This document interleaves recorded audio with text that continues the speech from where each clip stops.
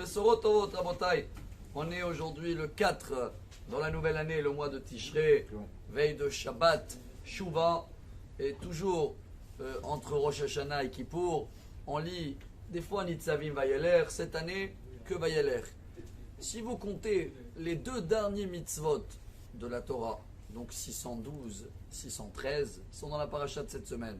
La première, elle s'appelle Hakhel, rassemblement de tout le peuple, une fois tous les 7 ans, à la fin de l'année de Shemitah, à Sukkot, et le roi, il va lire Chumash Devarim, pas le grand rabbin, le roi, même s'il n'est pas en grand niveau. Et la deuxième mitzvah, c'est la dernière, vous la connaissez, la 613, c'est que chacun doit écrire ou participer dans un Sefer Torah, et dès qu'il a écrit une lettre, bon aujourd'hui il a acheté une lettre, c'est comme si qu'il a marqué. Vous avez bien remarqué que ces deux mitzvot, ils sont communs à tout le monde.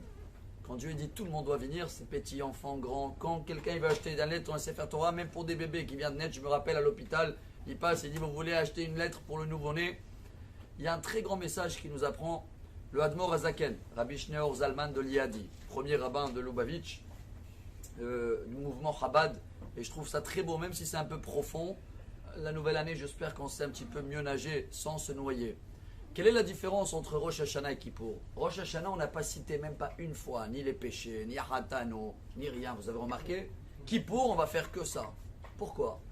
Il explique que Rosh Hashanah, comme c'est la mitzvah de Teshuvah, chacun il a un niveau différent. Chacun il est conscient comment il veut que son année il va être. Alors, dans les prières, on est tous pareils.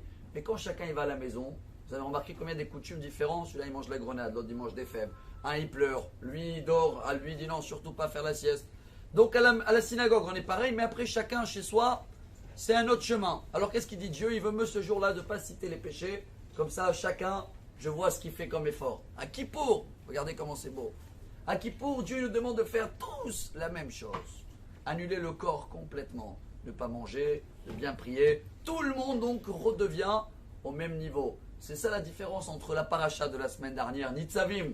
Elle a parlé de quoi? De la tchouva. Là-bas, chacun, c'est un niveau. La paracha de ce Shabbat, Shabbat Tchouva, elle parle de quoi?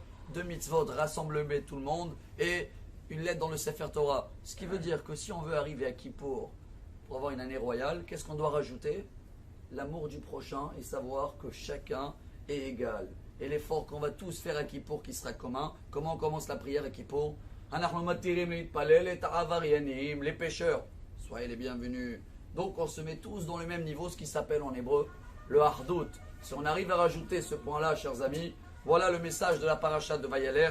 Voilà, j'espère qu'on sera tous, si Dieu veut, rassemblés, faire des efforts supplémentaires ce Shabbat dans tous les domaines. Et comme ça, Bezrat Hashem, la tchouva qu'on va faire en ce moment avec Kippour va nous donner, garantir une excellente année et un très bon Shabbat. Amen.